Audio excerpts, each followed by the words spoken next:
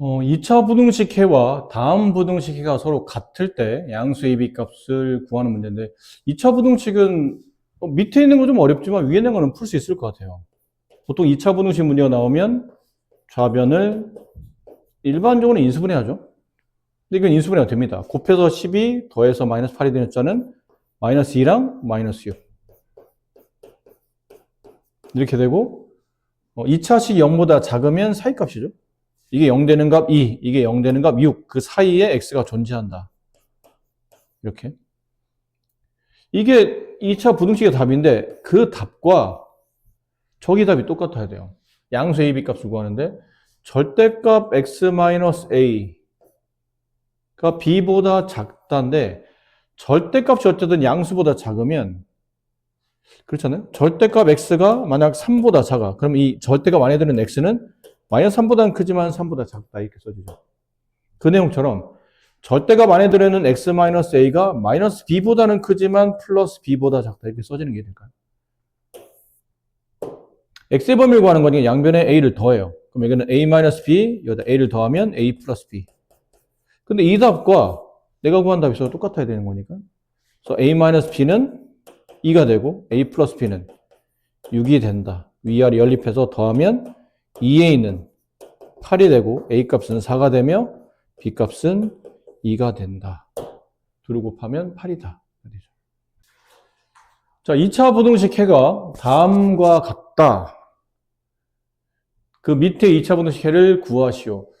이게 풀이를 했더니 x제곱 플러스 ax 플러스 b 이 풀이를 다시 한번 보자면 이게 2차 부등식 풀이할 때 2차식 0보다 크면 일반적으로는 큰큰 작작이죠. 큰큰 작작. 큰큰 작작. x가 큰 값인 2보다 더 크고 또는 장값인 마이너스 5보다 더 작다. 라는 뜻은 얘네들이 뭐가 되냐면 근이 된다는 뜻이죠. 이 2차식이 큰. 크게는 두 가지예요. 풀이가. 얘를 근을 가지려면 x-2, x 플러스 5라고 인수분해 돼 있어야 되고 큰 작작이 되려면 2차식보다 커야 된다. 얘를 분배하면 x제곱 플러스 3x 마이너스 10이 된다. 서로 비교한다. 그래서 a 값은 3, b 값은 마이너스 10이다. 이렇게 해도 되고 아니면 이런 풀이. 어차피 얘가 근인 걸 알았다면 두 근의 합 2와 마이너스 5 두 근을 합치게 되면 여기서 마이너스 a분의 b 2차식의 근거와 계수 관계 마이너스 a 두 근의 곱 2 곱하기 마이너스 5는 a분의 c b랑 같다. 이렇게 해서 답을 이렇게 구해도 괜찮아요. 두 가지 중에 아무거나. 그럼 구해진 값은 여기다 이제 식에다 대입하면 x제곱 a가 3이니까 3 빼기 2 1x 플러스 ab 마이너스 30 이렇게. 그럼 30을 인수분해하는 게 이걸 좌변도 역시나 인수분해하는데 제곱합해 있는 것은 양수니까 이 상태로 인수분해하게 되면 곱해서 마이너스 30 더해서 플러스 1이 되는 숫자는 플러스 6과 마이너스 5가 있죠. 그래서 x 플러스 6, x 마이너스 5 0보다 작고 2차식 0보다 작으면 사이값 마이너스 6보다 크고 x는 5보다 작다. 이렇게 해서 부등식을 풀어낸 얘기는 x의 범위를 구하는 얘기니까 저렇게 구하시면 될 것 같아요. 자, 다음 2차 함수의 그래프가 밑에 있는 2차 함수 그래프보다 위쪽에 있어야 돼요. 이게 무슨 말일까? 쟤는 아래로 블록한 포물선이죠. 얘는 위로 블록한 포물선이에요. 근데 이 그래프보다 그러니까 밑에 있는 그래프보다 위에 있는 그래프가 위쪽에 있는 부분을 찾아야 돼요. 위쪽? 근데 이거 아예 이렇게 그려져 있으면 항상 그렇죠. 어떤 x를 대입해도 어떤 x 값을 대입한다 하더라도 여기는 함수값보다 여기는 함수값이 크니까 보통 위에 있다라는 표현은 함수값이 크다라는 표현이거든요. 근데 얘랑이 꼭 이렇게 아래로 블록하다고 해서 얘가 무조건 이쪽으로 위로 블록하다고 해서 무조건 밑에 있는 쪽으로 보기는 어렵다는 얘기죠. 이렇게 그려질 수도 있잖아요. 이렇게. 그럼 여기가 기준이 돼요. 둘이 만나는 점. 만나는 점을 기준으로 아래로 블록한 포물선이 위로 블록한 포물선보다 위에 있으려면 요 만나는 점을 기준으로 왼쪽과 오른쪽이에요. 아래로 블록한 포물선이 위로 블록한 포물선보다 위에 있을 때는 이쪽이 된다는 얘기죠. 위치 관계를 따지면 된다 뜻이고, 그러면 가장 중요한 건 교점을 찾아야 된다 뜻이야. 둘의 교점. 교점이 없으면 아까처럼 뭐 이렇게 했죠. 이렇게 생각했죠. 근데 교점이 있을 수 있으니까 교점을 찾기 위해서는 보통 그림을 그리지 않는다고 그러죠. 그림은 그냥 이해할 때 쓰는 거고, 실제로는 교점을 찾을 때는 그림 그려서 교점 찾는 게 아니고 둘을 식으로 연립한다고 그러잖아요. 그럼 이 식과 이 식을 연립하라고 y는 2x 제곱 마이너스 4x 플러스 5랑 y는 마이너스 x제곱 플러스 6x 플러스 2를 이렇게 연립하라는 뜻이에요. 그럼 연립 방정식에서 해를 구하겠다는 얘기는 여기 y나 서로 같은 y를 찾겠다는 뜻이고, 결국은 얘네들도 같다는 뜻이겠죠. 이렇게 넘겨보면 3x제곱이 되고, 이항을 하면 마이너스 10x가 되고, 플러스 3은 0 이렇게 돼요. 인수분해 3x, x, 여기 1, 3 둘 다 마이너스. 그러면 따라서 x는 3분의 1에서 만나거나 아니면 3에서 만난다는 얘기죠. 그럼 아래로 블록한 포물선을 색깔로 구분하기 위해서 이렇게 그렸다고 치고, 이게 아래로 블록한 포물선이에요. 위로 블록한 포물선을 이렇게 그렸다고 칩시다. 이런 식으로 그렸어요. 위로 블록한 포물선을. 만나는 교점이 나오는데 그 교점의 위치에 x값이 작은 쪽에 있는 x값이 3분의 1이고 큰 쪽에 있는 x값이 3이었던 거죠. 이게 x축이라고 칩시다. 이렇게 예를 든 거예요. 이랬다면 지금 아까 말한 대로 하늘색 그래프 있는 아래로 블록이 빨간색인 위로 블록보다 위에 있어야 돼요. 이 함수가 얘보다 위에. 그럼 어디냐면 축을 기준으로 여기 축.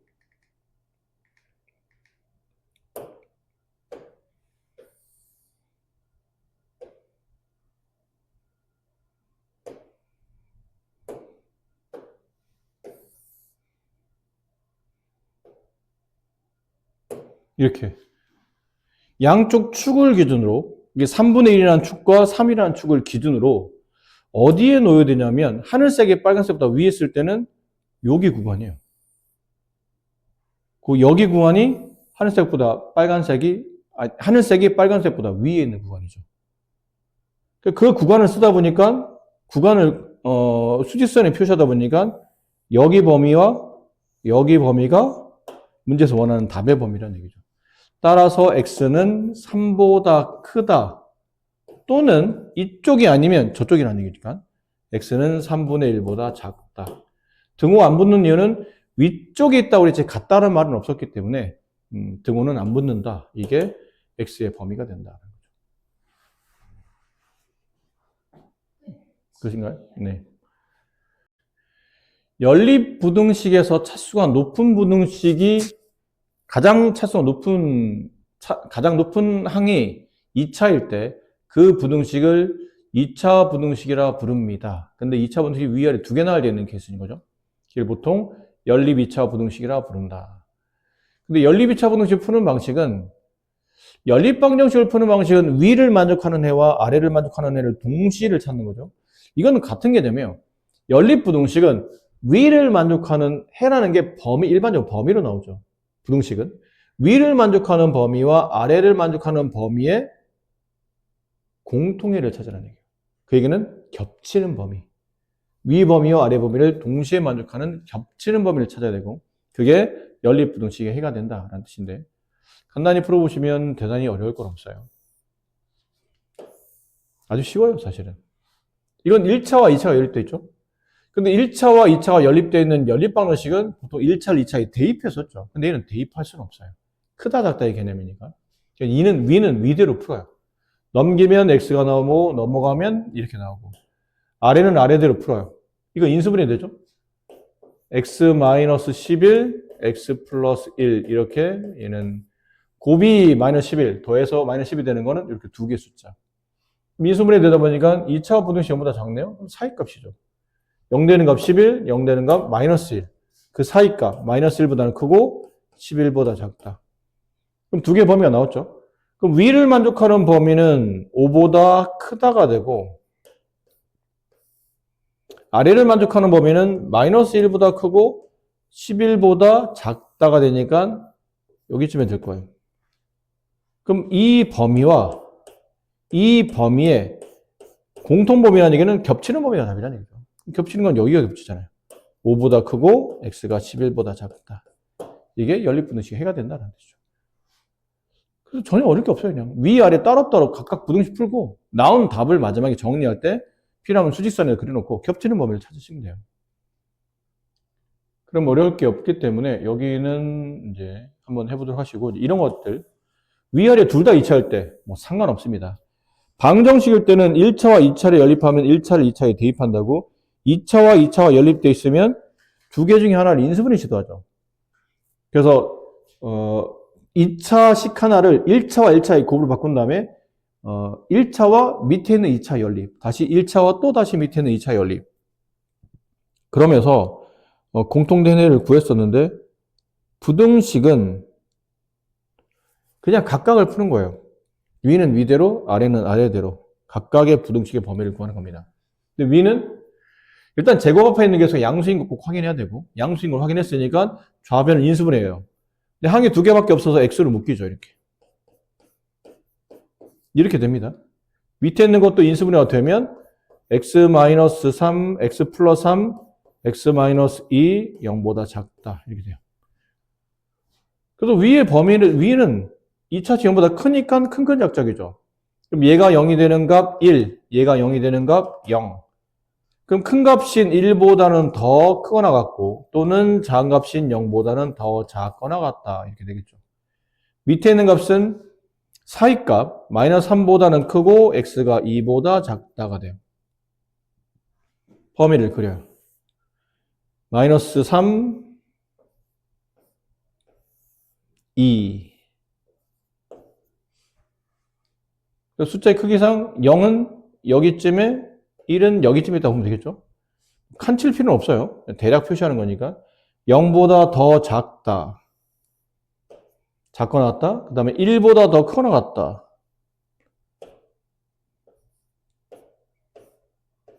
이렇게. 자, 그럼 색깔 구분하기 위해서 얘랑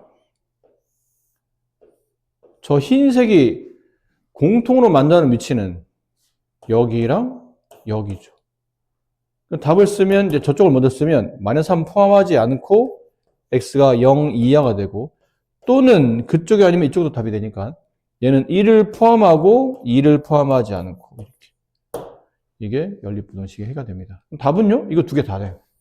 이럴 수도 있고 이럴 수도 있고, 이 범위를 집어넣어도 위아래 동시에 만족하고, 아래 범위를 집어넣어도 위아래 동시에 만족한다 라는 뜻이 된다는 얘기죠. 이에 대한 연속부등식 연습했잖아요. 연속부등식 나오면 어떻게 풀라고 그랬냐면 하나의 풀이로 1번, 2번 이렇게 하나의 풀이로 나타낸다. 그래서 x제곱 마이너스 5x가 0보다 커나 같고, 동시에 x제곱 마이너스 5x가 6보다 작거나 같다. 풀이는 이거 하나밖에 없다. 그럼 위는 인수분해 x 마이너스 5 0보다 커나 같다. 밑에 x, 이건 넘겨야 되죠? 이거 넘어오면 마이너스 6 이렇게 되죠? 인수분해하면 곱해서 마이너스 6 더해서 마이너스 5가 되는 거는 마이너스 6과 플러스 1. x 마이너스 6, x 플러스 1. 이렇게. 그럼 위를 풀면 위는 2차식 0보다 크면 큰 작작. x가 5보다는 더 크거나 같고, 또는 x가 0보다 더 작거나 같다. 이 범위. 아니면 이것. 2차식 0보다 작죠? 그러면 사이값이에요. 마이너스 1보다는 커나 같고 x가 6보다는 작거나 같다. 이렇게 써지지 않을까요? 남은 건 위의 범위와 아래 범위를 각각 구한 다음에 마지막은 둘의 동시 범위. 숫자 4개 나왔죠? 마이너스 1, 0, 5, 6 쓰시고, 마이너스 1보다 크거나 같고 6보다 작거나 같다. 그 다음에 5보다 커나 같고 0보다 작거나 같다. 이렇게. 겹치는 건 여기 겹친다. 따라서 마이너스 1보다 커나 같고 x는 0보다 작거나 같으며, 그게 아니면 이쪽이다. 이렇게 된다는 거죠. 그래서 뭐 딱히 대단히 어려울 게 없긴 해요. 근데 그래도 연습은 해야 되니까. 여기 11번, 16번 이거 두 개만 해볼까요? 일단 11, 16.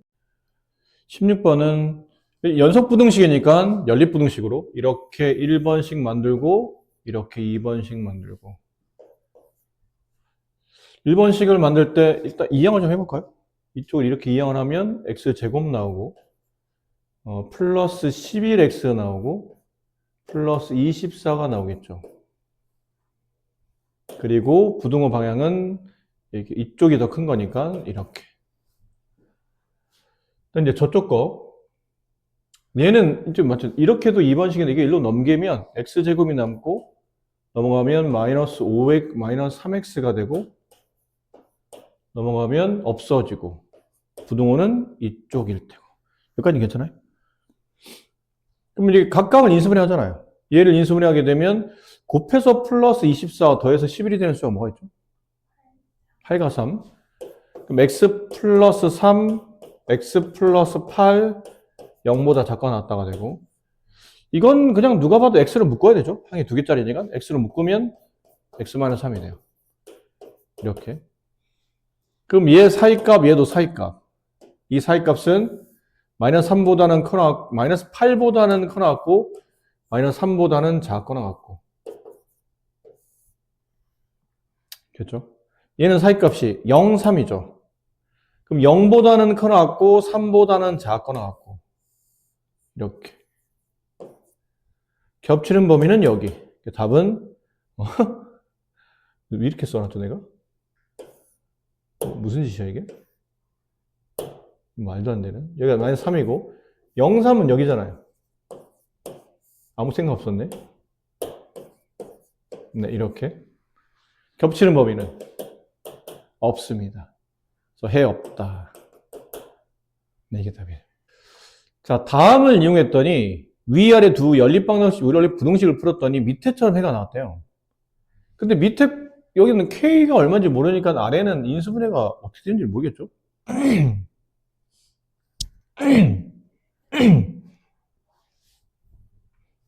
인수분해 어떻게 되는지 모르겠다는 얘기는 결과적으로는 뭐 아직은 손대기 어렵다는 얘기예요. 위에 되는 것부터 손댑시다. 항상.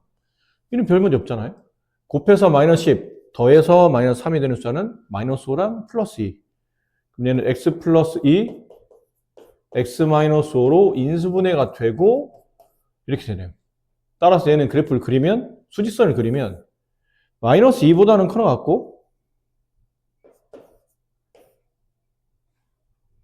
5보다는 작거나 같다. 이렇게 써지겠죠. 이렇게 써져요.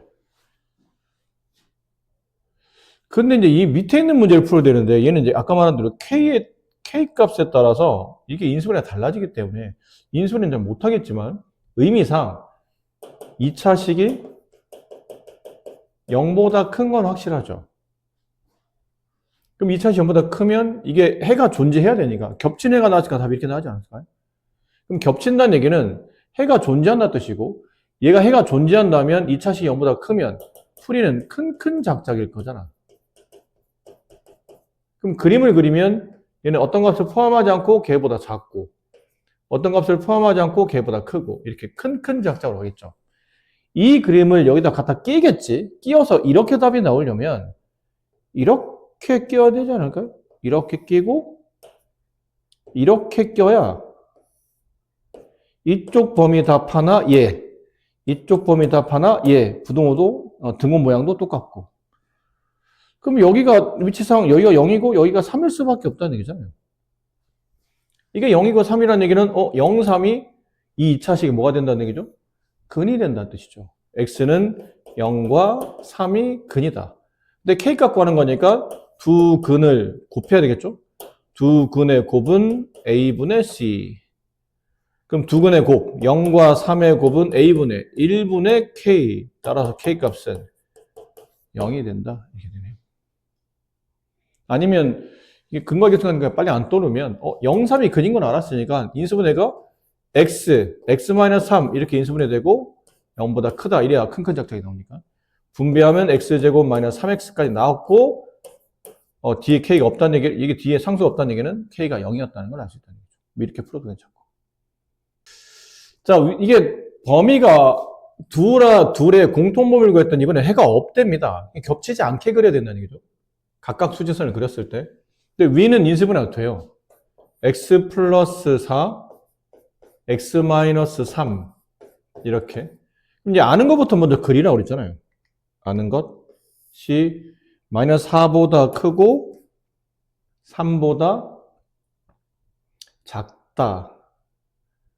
이 정도? 네, 이렇게. 여기 범위 안에 있어야 됩니다. 좀만 당길까요? 네, 이렇게 있어야 돼요. 근데 얘를 써야 되는데 얘는 합차로 인수분해 되죠. 어차피 인수분해 해야 되니까. x 플러스 k, x 마이너스 k 이렇게. 근데 문제 위에 보면 k가 실수라고 되어 있네요.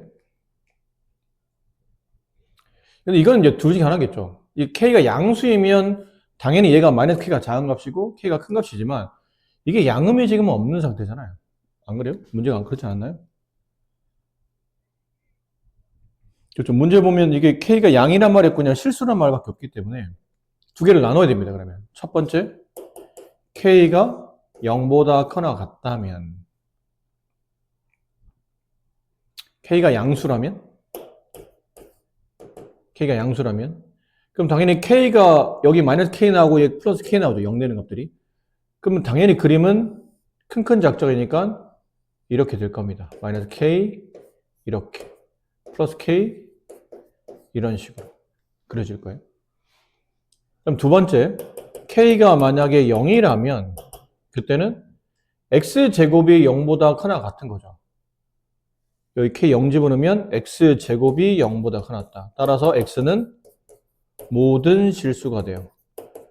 그럼 k가 0과 같아지게 되면 얘는 해가 모든 실수고 얘는 해가 2범위고 그럼 모든 실수와 2범위의 공통범위는 2범위잖아요. 그럼 이 경우는 해가 없다가 성립하지 않고 해가 있게 되겠죠. 공통범위가 있으니까.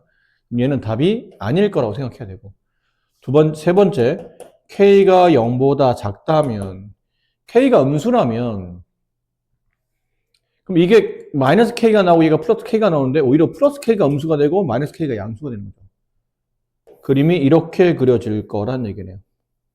얘가 k 이렇게 얘가 마이너스 k 이렇게 그려질 것 같아요. 그럼 이렇게 그려지려면 이제 첫 번째 여기서 k가 양수일 때는 여기 맞춰서 그림을 그리면 좀만 더 크게 할게요. 얘가 마이너스 k, 얘가 플러스 k 이렇게 되는데 제가 여기 있어야 되는 거예요. 여기. 그럼 마이너스 4가 여기 등 없고 여기 3이 여기 이렇게 있어야 두 그래프는 해가 없겠죠. 그럼 이러다 보니까 따라서 k가 뭐보다 커야 되냐면 3보다 커야 돼요. 동시에 여기는 마이너스 k는 마이너스 4보다는 작은 쪽에 있어야 되죠. k는 3보다 오른쪽 크고 마이너스 k는 마이너스 4보다 왼쪽 더 작아야 되고. 근데 등호와 붙을 수 있는지 없는지 생각했는데 등호와 붙는다는 얘기는 여기 k의 위치가 고정된 게 아니잖아요. 이렇게 좌우로 움직일 텐데 이 넘어가면 겹치는 범위가 생겨서 안 되고 당연히 k가 3보다 오른쪽이긴 한데 3과 같아지게 되면 이 부분만 그려보면 3을 포함하지 않고 3보다 작다가 되고 얘는 k가 이 위치로 간 거죠. 3과 k가 서로 같아진 거예요. 그럼 k가 3보다 크다 이렇게 되면 해가 있는 겁니까? 없는 겁니까? 그러니까 이 3보다 작다와 3보다 크다에 겹치는 범위가 있어요? 없죠. 그럼 3은 겹치나요?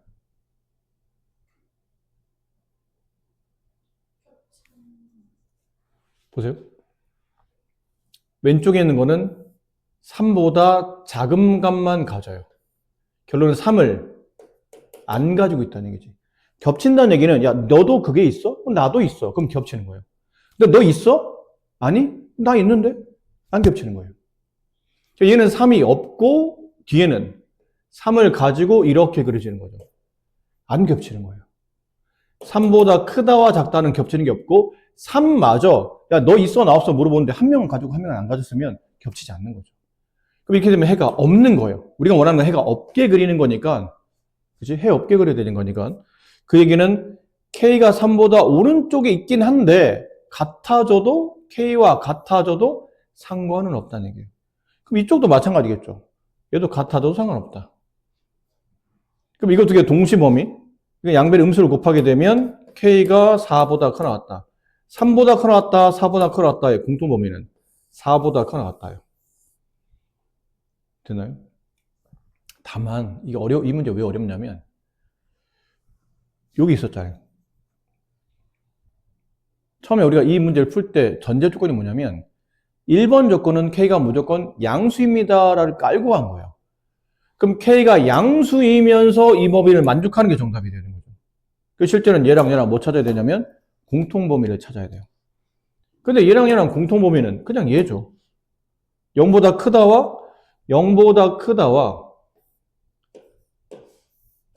4보다 크나 같다에 겹치는 범위는 4보다 크나 같다가 겹치는 거예요. 얘가 1번의 답이 된다는 얘기죠. 그럼 2번의 답은 이렇게 그림이 그려지겠죠? 그렇죠? 이번엔 K가 음수가 되면 얘가 0 되는 값 마이너스 K, 얘가 0 되는 값 K인데 K가 음수가 되면 이게 음수 붙이면 이게 실제로 양이 되고 얘가 음이 되니까 큰 작작 2차식 0보다 크면 큰 작작 얘가 더 큰 값, 얘가 더 작은 값. 그죠? 그래서 마이너스 K가 더 큰 값, K가 더 작은 값. 그럼 이렇게 그려질 텐데 제가 일이 껴야 되는 거예요. 이렇게 사이에 들어온다. 마이너스 4, 3 이렇게. 괜찮아요? 그럼 답은 아까랑 비슷해요. 마이너스 K가 3보다 더 큰 쪽인데 같아도 상관없죠. 안 가지고 가졌으니까. 그러면 해가 안 겹치니까. 여기도 K가 마이너스 4보다 더 작은데 같아도 돼요. 1로 넘기면 K는 마이너스 3보다 작거나 같다. K는 마이너스 4보다 작거나 같다. 둘의 동시 범위는 이게 더 작잖아요. 더 작은 쪽으로 할 때는 더 작은 게 답이에요. 그림을 안 그려도 알 수 있죠? 이게 답이에요. 답인데 이런 문제 조심할 건 앞에 있는 범위를 보라고 그랬잖아요. 이 답은 조건을 만족해야 돼요. 그럼 혹시 이 답 중에 조건을 만족하지 못한 답이 있으면 그냥 빼고 조건과 답을 공통으로 만족하는 범위를 찾아야 돼요. 그럼 음수이면서 마이너스 4보다 크거나 같은 거면 작거나 같은 거면 이게 답이에요. 이게 더 작은 범위니까. 따라서 1번의 정답은 얘가 답이 되고 2번 정답은 얘가 되므로 따라서 K값은 4보다 더 크거나 같거나 또는 K는 마이너스 4보다 더 작거나 같을 때 우리가 원하는 해 없는 범위가 나온다는 거죠. 이해됐을까요? 이거 생각보다 쉬운 문제가 아닙니다. 이게 얼핏 이쪽부터는 뭐냐면 경우의 수를 공부하는 파트인데 경우의 수는 사실 중학교 2학년 때도 공부했었죠. 경우의 수는 그 사건이 발생하는 가지수를 구하는 게 경우의 수죠. 근데 그러려면 어떤 시행이라는 단어와 사건이라는 단어를 알아야 되는데 여기는 시행은 안 나와 있는데 시행은 반복적인 행위를 할 때 우연에 의해서 그 결과가 결정될 때 그때 그 행동을 보통 우리가 시행이라고 불러요. 그러니까 우연에 의해서 결정된다는 얘기는 뭐 던질 때마다 미리 예측이 돼. 이건 뭐가 나올 거라고 예측되는 그런 상황이 아니고 뭐가 나올지 모른다는 얘기죠. 이럴 때 저럴 때 항상 다른 경우가 발생할 수도 있고 그런 것들을 보고 있는 행동, 그런 걸 하는 행동을 우리가 보통 시행이라고 부르는데 주사위를 던져요. 보통 우리가 주사위 얘기를 많이 하는 이유가 주사위는 던질 때마다 뭐가 나올지 예측할 수 없거든요. 그래서 우연에 의해서 어떤 상황이 결정되기 때문에 대표적으로 동전, 주사위를 가지고 예를 많이 드는데 주사위를 던진다, 이게 시행이에요. 그렇게 생각하시면 돼요. 그럼 사건은 뭐예요? 그러면 사건은 주사위를 던지면 어떤 결과물이 나오죠. 근데 그 결과물에 대한 관찰된 결과를 보여달라는 겁니다. 주사위를 던졌어? 너 뭐 나왔니? 했더니 소수 나오는 거 뭐야? 라고 물어본다면 이게 사건이에요. 소수가 나오는 사건. 그럼 소수가 나오는 사건의 가지수를 구해보라면 세 가지죠. 소수는 2, 3, 5 중에 하나일 테니까 주사위에서는. 그럼 이 가지수를 경우의 수라고 불러요. 그래서 사건이 발생할 수 있는 가짓수, 걔를 보통 우리가 경우의 수라고 부른다. 경우의 수 그림은 이거 중학교 때 많이 했던 거죠. 경우의 수 문제는 보통은 합곱이 중요하다. 확률도 마찬가지고 합곱이 중요하다. 근데 합은 어떨 때? 동시에 발생하지 않을 때. 우리 다 한 겁니다, 이거. 했지만 중요해요. 중학교 문제보다 고등학교 문제가 경우의 수도 좀 더 고차원적인 문제로 바뀌기 때문에 이걸 문제를 풀면서 이거는 사건이 하나가 아니고 2개 이상 발생하는데 이 사건끼리 더해야 되는지 곱해야 되는지 헷갈릴 때가 있어요.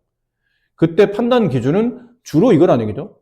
2사건이 동시에 발생하지 않는다고 판단되면 사건의 경우의 수를 덧셈해야 되는 거고 2사건이 동시에 발생한다고 생각한다는데 동시, 각각, 모두 발생한다고 판단되면 그때는 2사건의 경우의 수를 곱해야 되는 거. 그렇죠? 또 이거에 대한 예는 굳이 안 드려더라도 이하는 우리가 시험을 본 지가 얼마 안 됐잖아요, 사실은. 경우의 수 시험 문제가 불과 얼마 전이잖아요. 몇 달 전에, 한 2, 3개월 전에 여러분이 경우의 수 시험을 봤기 때문에. 그래서 여기는 딱히 설명 안 드려도 내용 자체는 알고 있는 거예요. 고등학교 공부라고 해서 없는 내용을 배우는 건 아니라는 얘기죠. 있는 내용을 저도 보강해서 배우는 거기 때문에 알고 있는, 여기는 우리가 어느 정도 알고 있는 내용이고 문장 안에 또는 뭐뭐 이거나 이런 말이 나오면 합의 법칙, 경우의 수를 덧셈하는 경우를 많이 가는 거고 모두, 동시에, 그리고 이런 개념이면 곱의 법칙, 사건의 경우의 수를 곱한다라는 거죠. 그죠? 여기는 따로 설명드리지 않을게요. 여기는 따로. 이건 고등학교 때, 아니 중학교 때 어느 정도 우리가 알고 있는 문제니까. 여기 약수의 개수 관련된 문제. 색칠하는 것도 그때 어느 정도 우리가 연습했었죠. 학교 시험에 왜 색칠하는 거 있다고 그래서 이거 고등학교 때 이런 문제도 나옵니다 하면서 약간 어려운 것도 한번 설명드렸잖아요. 뒤에 어차피 나올 테니까 또 그때 한번 하는 걸로 하고. 이거는 근데 한지 오래돼서 이건 다시 한번 해볼게요. 약수의 개수를 구하는 문제는 보통 자연수의 약수의 개수를 구할 때는 직접 약수를 나열한 다음에 개수를 세도 되겠지만 그런 건 시험에 안 나겠죠. 몇 개가 아닌 꽤 많은 것들을 묻기 때문에 시험에 낼 텐데 그렇게 많은 약수를 가지고 있는 것들은 일반적으로 구하는 방식이 그 자연수를 소인수 분해한 다음에 그 소인수 위에 있는 지수에 1씩 더해서 그거를 곱하게 되면 자연수의 약수의 개수가 나온다는 건 중학교 1학년 때 배웠던 거예요. 그래서 뭐 12의 약수를 구하시오 그러면 뭐 12를 소인수 분해해서 1, 2가 하나, 2가 2개. 그 다음에 1, 3이 하나 이렇게 해서 곱하면 1이 되고 얘는 2가 되고 얘는 4가 되고 여기는 3이 되고 얘는 6이 되고 얘는 12가 되고 이렇게. 그러다 보니까 약수개수 6개. 왜 6개입니까? 그러면 세로로 3칸이거든요. 왜 3칸인가? 그러면 2가 곱할 수 있는 지수에 여기 1이 한 칸 더 차지해서 세로 3칸. 그 다음에 가로 2칸. 왜 가로 2칸입니까? 그러면 3의 지수 1에다가 1이 한 칸 더 차지해서 그걸 곱했더니 총 6칸, 이 6칸에 12의 약수가 들어간다. 그 개념이죠. 그 개념으로 약수의 개수를 정리하면 이때 쓰이는 게 뭐냐면 곱의 법칙이라는 얘기예요. 이거 지수 더하기 이거 지수 더하기 1, 이거 지수 더하기 1, 이거 지수 더하기 1. 각각 나온 지수를 곱하다 보면 약수의 개수를 구할 수 있는 경우의 수를 발생시킬 수 있다라는 표현인 거고. 네, 이게 색칠하는 거는 좀 이거는 뭐 말만 돼서는 안 되고 이제 나중에 문제 풀다 보면 좀 쉬운 유형도 있고 좀 어려운 유형도 있었죠. 뭐 어려운 유형은 이런 거였었어요.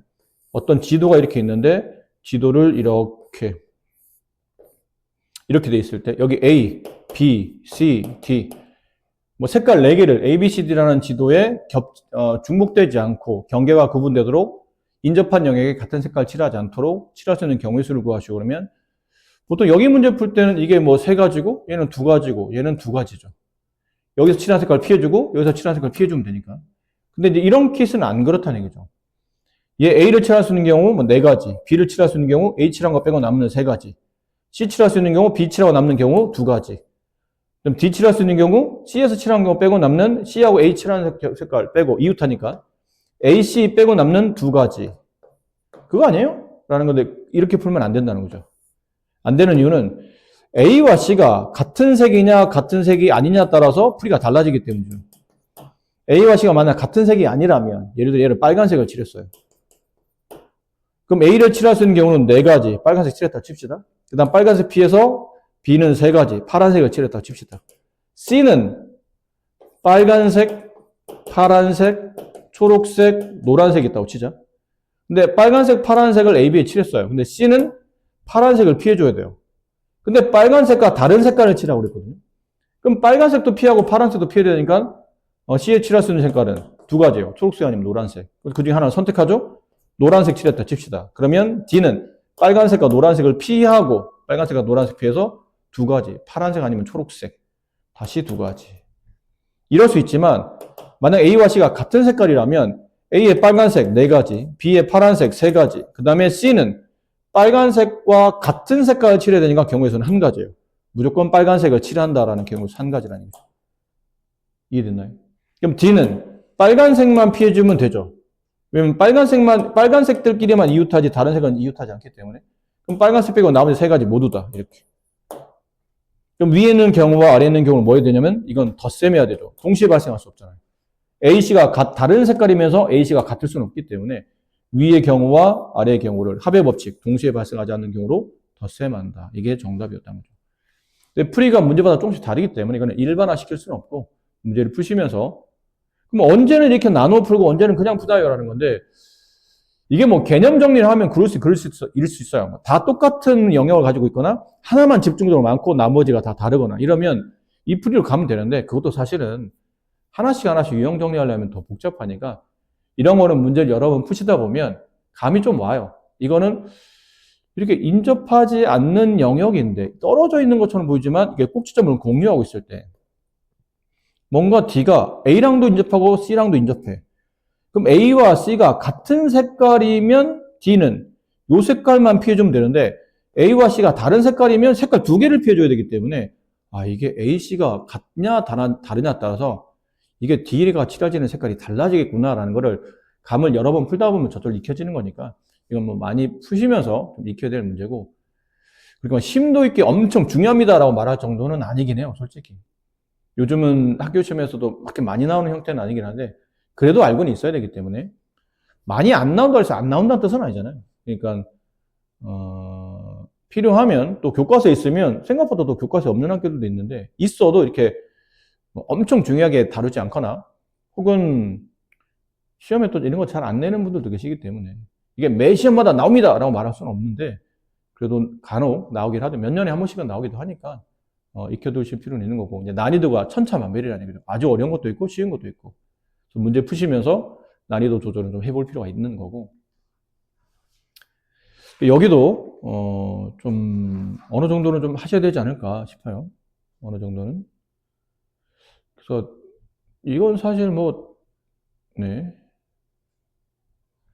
대표형이라도 한 번씩 봐야 되나요? 그래도 혹시 잠깐만요. 선생님 봐줄 만한 문제가 있는지 보고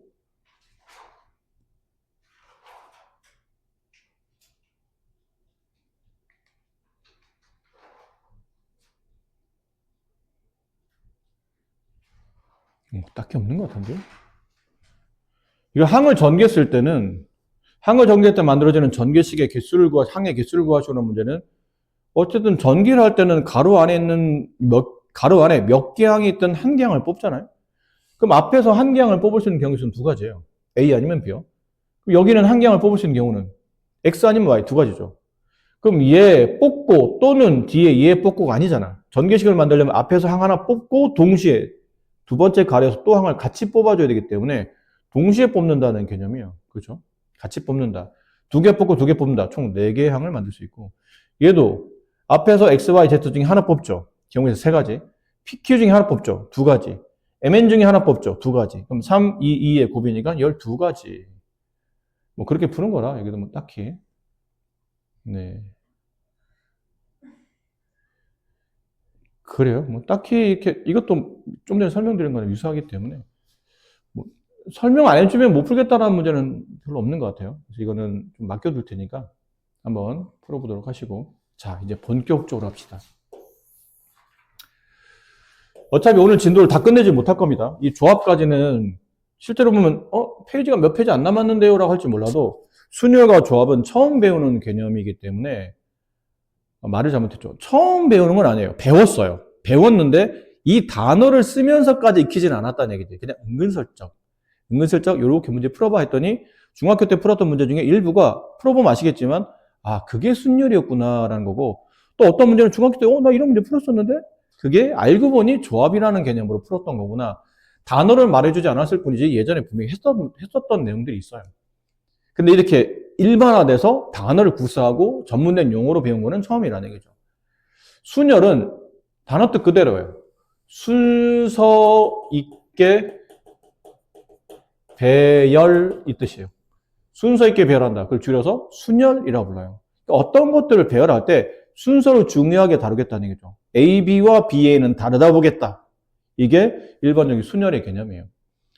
근데 순열은 어떻게 생각을 설명할 수 있냐면 이렇게 주머니가 하나 있고 주머니 안에 1, 2, 3이 각각 하나씩 적혀 있는 구슬이 한 개씩 들어있어요. 여기서 내가 두 개 구슬을 꺼낼 생각이에요. 두 개 구슬을 꺼내서 얘를 가지고 두 자리 자연수를 만들려고 해요. 그랬을 때 만들 수 있는 총 경우의 수가 몇 가지입니까? 라고 물어본다면 처음에 뽑을 수 있는 경우의 수는 몇 가지죠? 세 가지 중에 하나겠죠. 두 번째 뽑을 수 있는 경우의 수는 뭐 구슬 세 개 중에 하나 뽑았으니까 남는 건 두 개 중에 하나겠죠. 근데 이거는 둘 다를 동시에 뽑는 개념이니까 곱의 개념이에요. 곱하다 보니까 총 몇 가지냐면 6가지의 두 자리 자연수를 만들 수 있어요. 어떻게 두 자리가 됐냐면 순서상으로 본다면 1, 2를 뽑아서 12를 만드는 케이스. 이 6가지 중에는 12를 만드는 케이스, 13을 만드는 케이스, 23을 만드는 케이스. 또 있을 테고 앞뒤 순서 바꿔서 21을 만드는 케이스, 31을 만드는 케이스, 32를 만드는 케이스. 이렇게 총 6가지가 있을 거라는 얘기죠. 이렇게 있을 거라는 얘기야. 그렇죠? 근데 뽑다 보니까 약간 개념을 정리할 필요 있어요. 어떤 느낌이냐면 앞으로 이거를 이렇게까지 자세하게 설명을 요약해서 세분화해야 되는 겁니까? 라고 물어보면 이 문제 하나 풀겠다고 이러는 게 아니고 앞으로 이제 내용이 좀 어려워질 거예요. 그럼 내용이 어려워지는 걸 감안해서 하다 보니까 이게 세분화할 때 이 지금 설명한 개념을 토대로 해야 된다는 얘기죠. 어려워질 걸 대비해서. 첫 번째 뭐 보냐면 내가 뽑아야 될 대상에서 전체가 몇 개인지, 그러니까 내가 보는 전체 대상이 몇 개인지, 나는 지금 전체 어디를 보면서 문제를 풀고 있는지. 그럼 전체는 주머니 안에 서로 다른, 이것도 중요한 단어예요. 서로 달라야 돼요. 서로 다른 세 개의 구슬을 지금 전체 대상으로 보고 있는 거죠. 1, 2, 3, 3개의 구슬. 그 중에 중복을 허락합니까? 뽑은 거 다시 집어넣고 또 뽑습니까? 이런 느낌은 아닌 거죠. 그냥 한번 뽑으면 끝인 거잖아요. 중복은 허락하지 않습니다. 인 거고. 중복 개념 왜 중요하냐면 고2가 되면 중복되는 게 나오거든요. 고1 때는 중복 개념이 거의 없는데 중2가 되면 중복 순열, 중복 조합이라고 따로 배워요. 단원이. 이 중복을 구분하는 게 중요한 거고. 그 다음은 중복되지 않는다면 나는 결국에서 몇 개를 선택할 겁니까? 중요해요. 몇 개를 선택할 거예요? 그러면 지금은 서로 다른 두 개를 선택하는 거죠. 근데 이 두 개는 처음에 주어진 개수 3보다는 항상 작거나 같은 수가 돼야 돼요. 무슨 말이냐면 구슬이 3개밖에 없어. 근데 중복하지 않는 상태에서 4개를 뽑을 수는 없는 일이잖아요.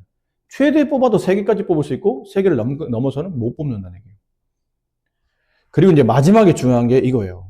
어떻게 보면 가장 중요한 게 배열 상태예요.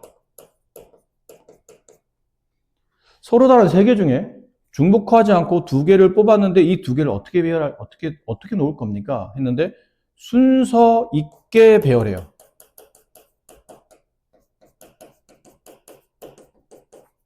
혹은 직책 구분되게 배열해요.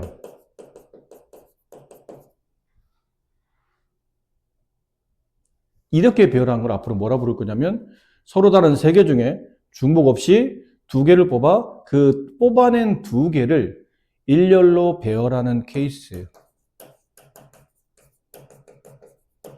얘를 뭐라 부르냐면 순열이라 부르고 순서 있게 배열한다는 뜻으로 순열이라 부르고 기호로는 기호요? 이걸 수학적 기호로 쓸 거예요. 앞으로. 줄여서 서로 다른 3개 중에 중복 없이 2개를 뽑아서 그 뽑아낸 2개를 일렬로 배열합니다. 라는 뜻으로 이렇게 쓸 거예요. 읽을 때는 3P2라고 읽으시면 돼요. 그냥 3P2. 이 P는 퍼뮤테이션의 줄임말이에요. 그래서 뭐 순서 있게 배열한다는 영어식 표현이라고 생각하시면 돼요. 3 대문자 P2. 세 개 중에 두 개를 뽑아서 그 두 개를 일렬로 배열합니다. 라는 개념이라는 거죠. 근데 이 개념상 계산을 하다 보니까 이 계산은 이거잖아요.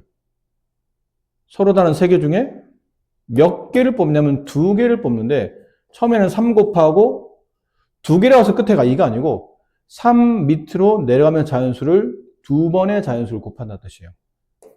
그럼 3 하나, 그 다음 두 번째 자연수는 2 하나, 이렇게. 됐나요? 자, 이제 이건 일반화하게 되면, 이 내용은 이제 지금 좀 전에 설명했던 것들을, 서로 다른 세 개 중에 두 개를 가지고 두 자리 자연수를 만들다 보니까, 이게 이 개념이라는 얘기죠. 서로 다른 세 개 자연수 중에 중복 없이 두 개를 뽑아 그 두 개를 자연수니까 1, 2와 2는 다르잖아. 앞뒤 순서를 순서 있게 배열, 일렬로 배열한다는 뜻이니까, 세 개 중에 두 개를 뽑아 일렬로 배열하는 순서. 근데 계산법이 이거랑 똑같아야 돼, 답이. 답이 저렇게 나와야 되니까. 뽑아놓고 나서 보니까 이 앞에 있는 3은 이 3을 따라 쓴 것 같고 이 2는 이 2를 따라 쓴 게 아니고 3부터 내려가면서 자연수를 두 번 곱한다라는 느낌이에요. 2를 곱한다가 아니고 두 번 곱한다. 그럼 숫자를 바꿔서 5P2를 계산하시고 그러면 처음에 시작은 5부터 곱한다. 그 다음은 2를 곱한다. 이게 아니고 5부터 내려가면서 자연수를 한 개씩 빼가면서 두 번 곱한다. 그럼 5, 그 다음에 두 번째 4. 끝이라는 얘기죠. 5P는 이 계산법이에요. 5 곱하기 4 계산한다. 그럼 7P, 6을 계산하시고 그러면 7부터 내려가면 자연수를 6번을 곱한다는 얘기예요. 6개의 자연수를. 7, 다음에 6, 다음에 5, 다음에 4, 다음에 3 하면 5개죠. 한 번 더 2, 이렇게. 총 6번의 자연수를 곱한다. 이런 개념이라는 얘기예요. 그래서 이제 얘를 일반화 시키는 겁니다. 일반화 시켰더니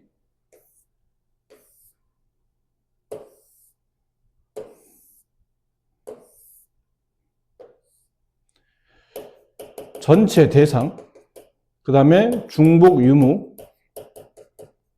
그 다음에 몇 개 선택하는지 선택 개수, 그 다음에 배열의 상태를 봤을 때 서로 다른 n개를 뽑아요. n개 중에 서로 다른 n개 중에 중복하진 않고요. 선택을 몇 개 하냐면 r개를 합니다. r이 뭐예요? 그러면 그냥 뽑아낸 개수라 생각하시면 돼요. 단 이 r은 아까 말한 대로 전체 개수 n보다는 r이 작거나 같아야 돼요. 최대 n과 같거나 아니면 n보다는 작아야 된다는 얘기죠. 중복하지 않기 때문에 이 개수를 넘어갈 수는 없다는 뜻이죠. 뽑아낸 r개를 일렬로 배열한다.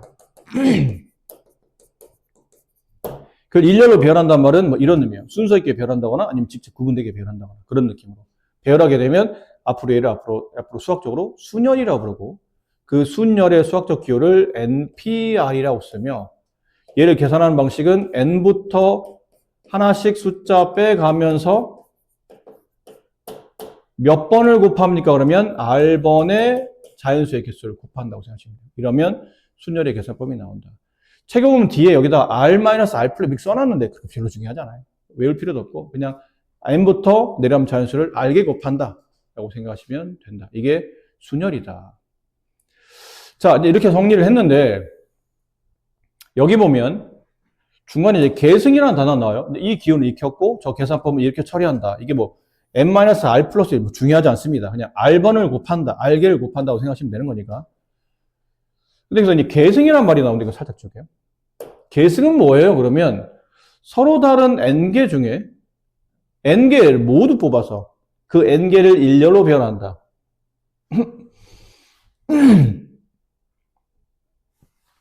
얘를 자연수 n의 한글로는 계승이라고 불러요. 여기는 자연수 n의 계승. 그 수학적 표현으로는 n 한 다음에 좀 이상한 기호를 쓰는데 왠지 수학적이지 않을 것 같은 느낌표 모양을 써요. n 느낌표라고 읽지 않고 n 팩토리얼이라고 읽어요.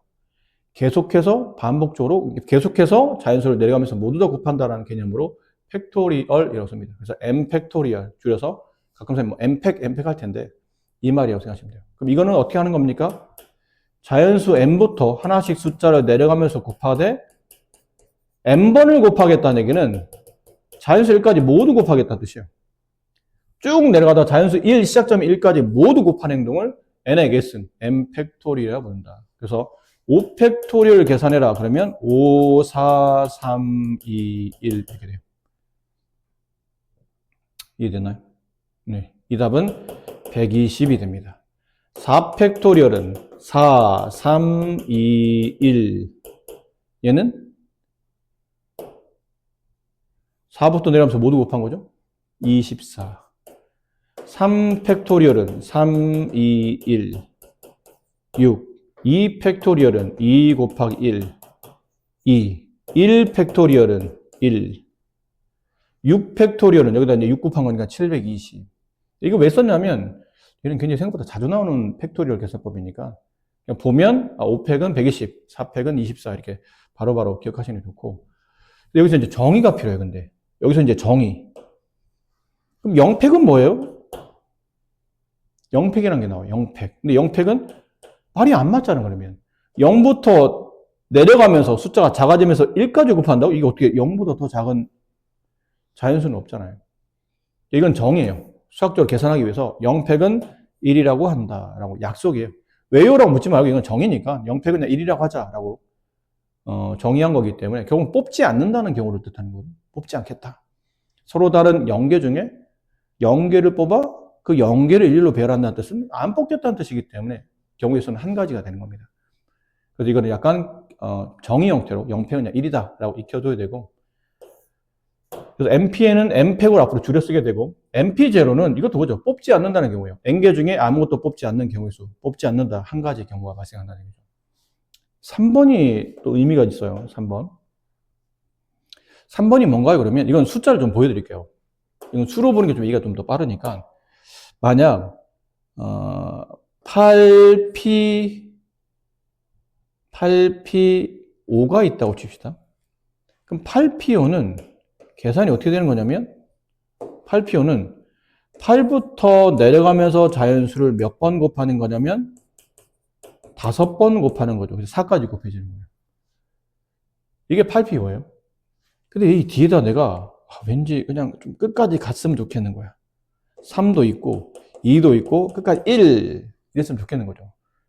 근데 우리는 흰색만 계산하는 거지 하늘색을 계산하는 게 아니니까 다시 이만큼을 뭐 하냐면 나눠줍니다. 그러면 곱했다 나눈 거니까 사실은 아무것도 안 한 거겠죠. 근데 쓰고 나서 보니까 이게 수학적으로 의미가 있어요. 3 곱하기 2 곱하기는 3팩토리얼이 되고 분자는 8팩토리얼이 돼요. 8부터 자연수 1까지 모두 곱한 거니까. 이해되죠? 맞아요. 그럼 쓰고 나서 보니까 이게 어떤 경우냐면 가만히 있어봐. 8팩은 저 맨 앞에 있는 수를 땡겨 쓴 것 같은데? 그럼 이제 3팩은 뭐냐는 거죠. 3은 왠지 8개, 8부터 자연수 1까지 모두 곱하는 것 중에 5번 곱했으니까 남는 3개를 안 곱한 경우죠, 사실은. 1, 2, 3을 안 곱한 게 있어요. 그럼 총 8개의 자연수 중에 5개 빼고 남는 나머지를 곱한 것처럼 보인다는 얘기예요. 이해됐나요? 그래서 이걸 이제 일반화시켜요. NPR. 그럼 분자는 원래는 여기까지 곱하는 건데 여기 개수만큼 곱하는 건데 모두 다 곱한다는 개념으로 M팩이 올라가요. 분모는 앞에서 뒤를 뺀 거 팩토리얼, 앞에서 뒤를 뺀 거 팩토리얼 이렇게. 그러면 NPR을 이렇게 팩토리얼, 계승으로 표현할 수 있게 돼요. 근데 여기서 이제 의문인 거죠. 선생님, 근데 이게 계산이 또 좀 더 쉬운 거 아닌가요? 얘는 문자라서 이렇게 보일 뿐이지 아까처럼 이런 숫자를 쓰게 되면 뭐 이렇게 숫자 쓰게 되면 이거 생각보다 복잡하지 않은 계산 같은데 자연수를 줄을 곱하면 되는 거 아닌가요? 맞아요. 왜 이렇게 복잡한 팩토리얼 기호를 써가면서 이게 더 힘들게 계산하나요? 더구나 분수 형태잖아요. 왜 또 이렇게 힘들게 계산을 하는 규칙을 배우는 거죠? 그러면 이걸로 계산하는 경우, 계산은 일반적으로 다 이걸로 하는데 이걸 쓰는 이유는 여러 가지가 있는데 계산이 원활하지 않을 때와 그 다음에 수학적 증명할 때 이걸 많이 써요. 좀 이따 조합과도 연결시켜야 되기 때문에 수학적 증명을 통해서 이게 이렇게 됩니다라는 걸 확인할 때 증명 과정에 얘네가 좀 많이 쓰여요. 그래서 모의고사 어려운 문제들 좀 보면 뜬금없이 갑자기 막 이렇게 팩토리얼 써놓고 뭐 얘랑 같은지 갖기 위해서 빈칸에 뭐 채워넣어야 됩니까? 막 이런 걸 물어볼 때도 있거든요. 그때 증명 위주 할 때 좀 이게 많이 쓰이기 때문에 알아두실 필요는 있다. 그래서 계산은 NPR을 계산할 때는 앞에서 뒤를 뺀 숫자 팩토리얼 분의 앞에 팩토리얼 이렇게 기억하시면 돼요. 앞에서 뒤를 뺀 거 팩토리얼 분의 앞에 거 팩토리얼. 그러면 아까 말한 8P3 이런 거는 앞에서 뒤를 뺀 거 팩토리얼 분의 앞에 거 팩토리얼 이렇게 쓰자는 얘기죠. 답은 5팩 분의 8팩. 근데 제발 이렇게 하지 마세요. 답 5분의 8. 아니 자연수끼리 3번 곱하는 건데 어떻게 5분의 8이 나와? 자연수에 곱은 자연수가 나와야 되잖아요. 이건 말이 안 돼요. 그러니까 이 친구를 잘못 오해한 게 8하고 팩토리얼 사이에 곱하기가 생략되어 있다고 그러는 건데 그렇지 않아요. 8팩은 이 자체가 하나의 수학적 기호예요. 우리가 알고 있는 뭐 루트처럼. 뭐 우리가 루트 3 하면 이거를 루트 곱하기 3 이렇게 쓰지 않잖아. 분리하지 않잖아. 얘도 분리하는 숫자가 아니란 얘기예요. 그냥 8팩 자체가 8부터 자연수까지 모두 주룩 곱하는 행동이 8팩이고 5팩은 주룩 곱하는 거니까 이건 위아래 이렇게 약분되는 게 아니고 정말 이런 짓 하면 안 됩니다. 8팩 분은 이렇게 예를 들어 이렇게 나왔어. 그럼 이게 약분시켜서 2팩 이렇게 쓰는데 약분하는 게 아니에요. 그러니까 이렇게 약분해서 2팩 이게 아니란 얘기야. 그럼 팩이 아니니까 팩까지 지워지면 답은 2인가요? 아니라고요. 이건 절대 팩토리얼 붙으면 함부로 약분하시면 안 되는 거예요. 그냥 4팩분의 8팩 이렇게 나오면 약분하는 게 아니고 그냥 써야 돼요, 이거는. 실제로 눈으로 숫자를 봐야 돼요. 이렇게 된 거와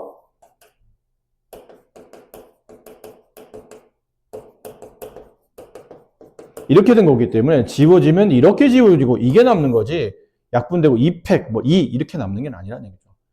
어설프게 약분하는 절대 그런 문제가 아니라는 거를 알아두실 필요가 있어요. 자, 그러면 이제 이런 문제들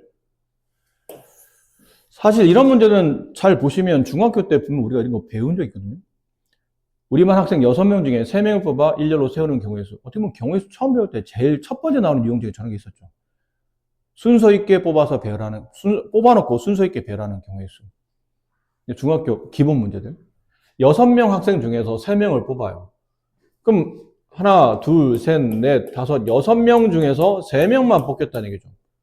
그럼 처음에 올 수 있는 학생은 내가 반장인데 저기서 누구 뽑지? 뭐 6명 중에 한 명 뽑는 거니까 경우의 수는 6가지. 그 다음은 한 명 뽑았으니까 5가지. 그 다음은 4가지. 뭐 이거 아닌가? 이랬던 계산법인데 이거를 이제 일반화시켜서 고등학교 때는 이렇게 공부한다는 얘기죠. 서로 다른 6명의 학생 중에 뽑았던 학생 또 뽑지 않고 3명을 선택해서 그 3명을 일렬로 배열하는 케이스라는 뜻이에요. 쓰고 나서 보니까 이거 순열이구나. 기호는 6명 중에 3명 뽑아 그 3명을 일렬로 배열하는 케이스니까 계산법은 6, 5, 4야 라는 거죠. 근데 사실 엄밀히 말하면 꼭 이 기호 써야 됩니까를 물어보는 친구가 있어요. 이 기호 꼭 써야 돼요? 저는 딱 보자마자 6, 5, 4의 곰인 걸 알겠던데요. 안 써도 돼 그러면. 실제로 안 써도 돼요. 너무 기호에 얽매일 필요는 없어요. 근데 수학적 기호를 배우고 이걸로 연습하는 이유는 쉬운 유형들이 아닌 어려운 문제나 복잡한 연산을 간단히 줄여서 표기하고 싶을 때 있잖아요. 그럴 때 이 기호가 영향을 주기 때문에 외우는 것뿐이지 내가 문제를 푸는데 어차피 경우의 수는 계산만 하면 끝이잖아요.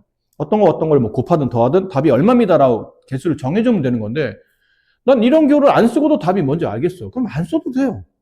너무 막 여기에 노예처럼 끌려다닐 필요는 없어요. 근데 이제 문제에서도 이런 기호가 나오고 내가 직접 문제 풀 때도 이게 답이 얼마인지가 중요한 게 아니고 얘랑 이렇게 다 모아서 내가 답을 정리하려면 관계식을 좀 간단히 정리할 필요가 있어. 그럴 때 이런 기호가 나름 풀이법에 도움이 되기 때문에 쓰는 것뿐이지 답을 알았어. 굳이 그럼 이걸 답을 알고 있는데 굳이 이걸 바꿔 쓸 필요는 전혀 없어요. 이걸 그냥 답 쓰면 돼. 곱해서 120까지. 그럼 끝난 거예요. 그럼 난 이게 답인지 알겠고 답이 120인지 알겠는데 굳이 이걸 바꾼다고? 뭐 하려고? 다시 바꿔 이리로 내려와야 되는데? 올라갔다 내려갔다 뭐 하는 짓이에요? 쓸데없는 짓 하는 거죠. 알면 그냥 쓰시면 돼요. 그러니까 이런 것도 정리하면 그렇죠. 서로 다른 9개 중에 전체 대상이 9개라는 것이구나. 그 중에 2개를 뽑아요. 2개를 뽑겠다는 뜻이구나. 근데 지금 뽑았던 거 또 뽑겠다는 말이 없으면 일반적으로는 또 뽑지 않는다는 뜻이에요. 또 뽑는다는 얘기는 중복한다는 말이 써 있거든요. 근데 일렬로 나열한다? 수열이네. 계산은 9 곱하기 8이야. 이렇다는 얘기죠. 서로 다른 7개 중에서 화분을 일렬로 나열한다는 뜻은 7개를 다 나열하겠다는 뜻이죠. 특별히 몇 개를 한다는 얘기 없이 7개의 화분을 나열한다는 건 다 나열하겠다는 뜻이거든요. 7개 중에 7개를 뽑아서 모두 다 나열한 케이스. 7 팩토리얼. 기호는 이렇다는 얘기죠. 근데 이 계산은 7부터 쭉 내려가면서 다 하는 것. 그럼 지금 다 써야 됩니까? 아니요. 이 정도 크기 숫자들은 보통 안 곱해요. 그냥 이게 답이에요. 다 곱해야 되는 거 아니에요? 그러니까 아까 말했지만 적당한 선이라는 게 있거든. 이게 주관식 문제나 단답형 문제거나 주관식 문제면 그냥 이게 자체가 답이에요. 이렇게 써도 틀렸다고 선생님이 안 하세요. 당연히. 근데 객관식 봤더니 객관식이 보통 이렇게 나와요. 답이. 근데 혹시나 가끔 미친 척하고 보기가 이걸 다 나는 답이 이렇게 나왔는데 답이 막 몇 자리 막 자연수가 나왔어요. 그럼 다 곱하라는 뜻인데 그렇게는 안 된다는 얘기죠. 우리가 무슨 초등학생도 아니고 곱셈 연습하려고 지금 이 단원 들어온 게 아니기 때문에. 근데 이제 이런 정도는 답이 이렇게 나올 수도 있겠지만 아까 말한 대로 이렇게 나올 수도 있기 때문에 너무 자주 쓰이는 숫자들은 해야 되는데 6팩은 720이잖아요. 720에 7팩은 7 한 번 더 곱한 거예요. 그럼 이게 7 한 번, 이게 7 곱하면 0, 4 이렇게 되겠죠. 5040. 근데 뭐 곱하는 보기를 보니까 이 보기가 있네? 그럼 곱하라는 뜻이고 없으면 답이 뭐 팩토리얼 다 돼 있어. 그럼 이 답이 답인 거고. 그냥 편의에 따라서 고르면 되는 거지. 뭐 꼭 다 곱해야 됩니까? 그럴 필요는 없어요. 자, 그런 느낌이라는 얘기죠. 자, 이런 것도 그래요. MP3. MP3은 정의가 자연수 n부터 내려가면서 연속적으로 3개의 자연수를 곱해서 120이 되는 걸 찾는 거예요. 그럼 n 하나 작아지고 또 하나 작아지고 얘를 곱해서 120. 그랬더니 꼭 가끔 이런 친구들 3차 방정식 풀어야 되는구나. 그럼 n에 대한 3차식이니까 이걸 다 분배해서 n제곱 마이너스 n n-2 이걸 풀어야 되네. 분배하면 n세제곱 마이너스 2n제곱 마이너스 n제곱 하면 여기는 마이너스 3n제곱 마이너스 2n 플러스 2n 이걸 넣으면 마이너스 120. 3차 방정식 조립제법. 그래야 될 때도 있겠죠, 물론. 근데 이 문제는 어차피 이게 연속하는 세 자연수잖아. 그럼 이럴 때는 120을 소인수분해 해보면 120을 소인수분해요. 2 나오고 60 나오고 2 나오고 30 나오고 2 나오고 15 나오고 3 나오고 5 나오잖아요. 이 숫자 조합을 가지고 연속하는 세 개의 자연수를 뽑아내면 되는 거죠. 그럼 뽑아냈더니 이렇게 2, 3은 6, 그 다음에 5 하나, 그 다음은 4 하나 이런 느낌이죠. 6, 5, 4의 곱이에요. 그러면 이게 6이고 얘가 5가 되고 얘가 4란 뜻이니까 n값은 6 이렇게 보면 되는 거지. 그러니까 3차 방식 이런 건 너무 거창하니까 그럴 필요 자체가 없는 문제예요. 자, 그래서 이제 이렇게 문제를 이제 천천히 계산형이니까 계산법을 풀어주시면 되고.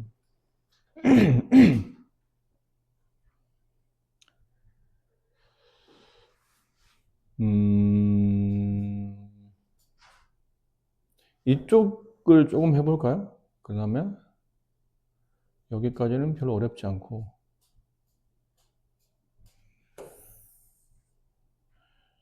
이것도 너무 어렵지 않은데.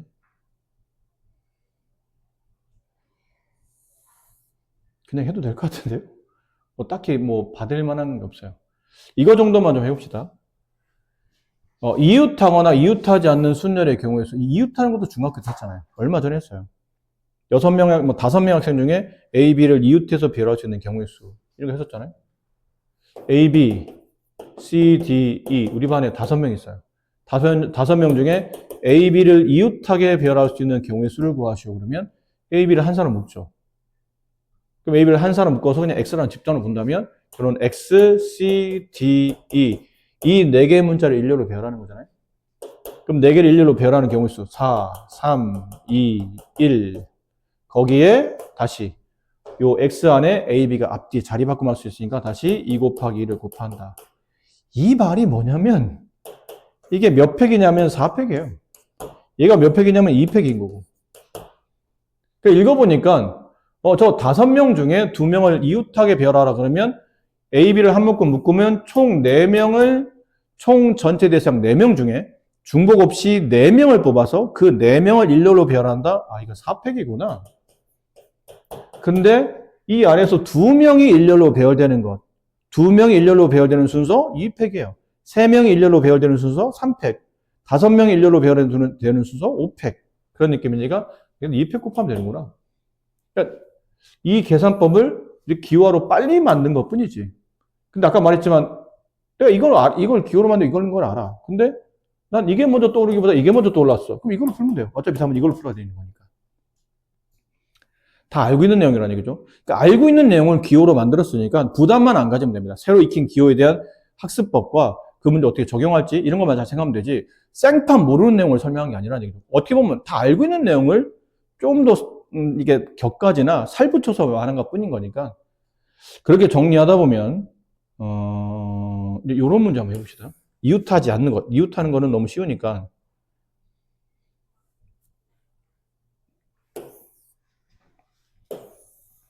이웃하는 것 중에 딱히 뭐 풀어드릴 만한 문제는 없는 것 같아요. 오해하지 마세요. 선생님 수업을 너무 날로 잡수시려고 그러는 게 아니고 진짜 별거 없어서 집에 가서 한번 해보시면 미래 선생님이 별거 없이 그냥 나한테 플라우 하셨구나. 진짜 별거 없어요. 딱 6명을 A, B가 이웃하지 않게 쓰는 경우를 생각해야 돼요. 2명이라 그래. 이게 3명이면 뭐 사실 복잡해지거든. 3명이면 이웃하지 않는 게 어려워져요. 근데 2명이라 이웃하지 않는 경우의 수를 구하시 그러면 이웃하는 경우의 수를 빼면 돼요. 전체 경우의 수. 저 6명을 일렬로 배열하는 경우의 수. 6팩토리얼. 빼기. 그 중에 A, B가 이웃하는 경우가 있을 거라는 얘기죠. 그 이웃하는 경우, 둘이 붙어 다니는 경우가 있을 거라는 얘기야. 그 경우를 빼면 둘이 떨어져 있을 거라는 얘기죠. 그럼 둘이 이웃하는 경우를 빼겠다는 건데, 둘이 이웃한다. A, B를 묶는다. 그러면 사람은 하나, 둘, 셋, 넷, 5사람을 일렬로 배열하는데, 그 5사람 중에 2명이 붙어 있기 때문에 그들을 일렬로 배열하는 경우 2팩을 뺀다. 그럼 얘는 720 마이너스 150에서 2 곱하기 1이면 2를 곱한 거죠. 150에 2를 곱했으니까 240. 그래서 480. 이게 정답이다. 라는 거죠. 자, 밑에 있는 A, B, C 중 어느 2명도 이웃하지 않는다. 이게 무슨 말일까요? 이게 좀 헷갈리는 문제예요. A, B, C 중 어느 2명도 이웃하지 않는다는 뜻은 어쨌든 이웃은 안 한다는 얘기인데 이웃 안 하는데 이렇게 이웃 안 하는 거는 안 된다는 얘기예요.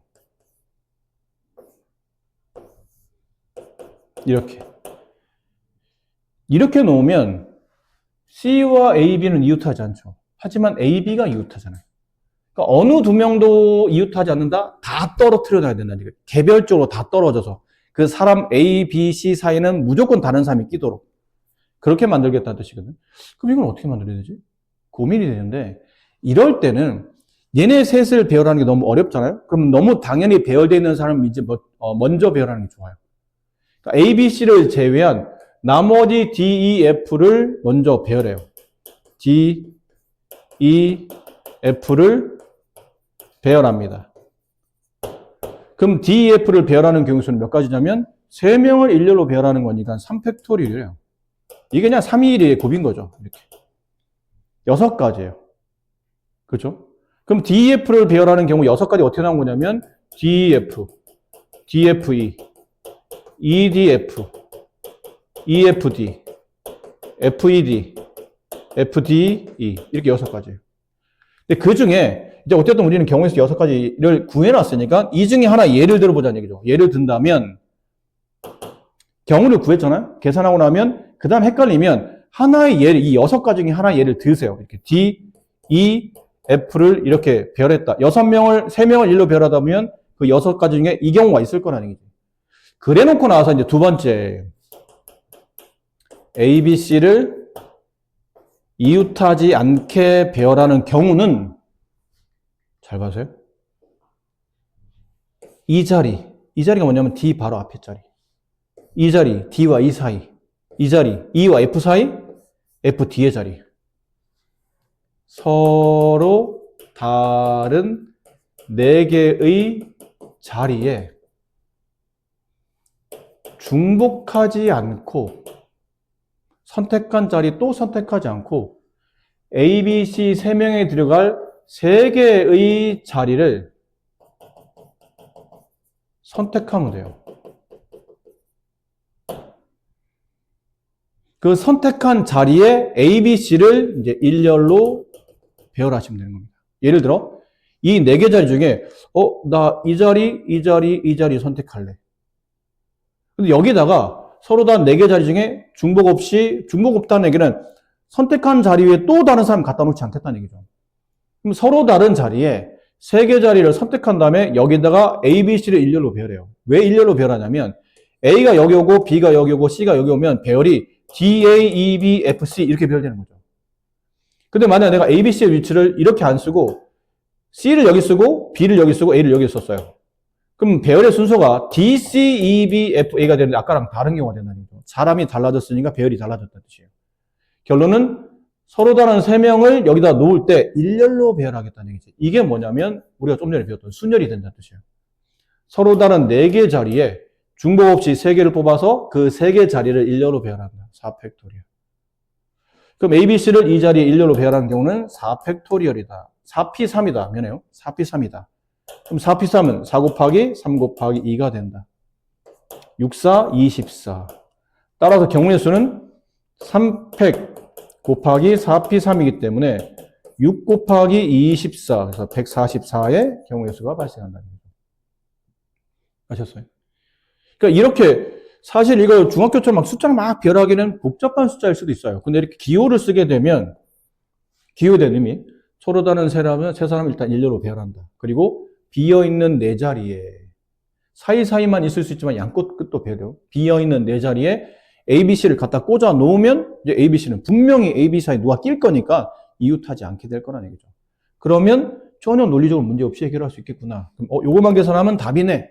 그러니까 이런 것 때문에 내용 정리를 간단하게 하기 위해서 이런 기호를 배운다고 생각하시면 돼요. 그죠? 뭐 괜히 어려워서 뭐 잘난 척하려고 배우는 게 아니고 이럴 때 써먹으려고 배우는 거니까. 자, 그러면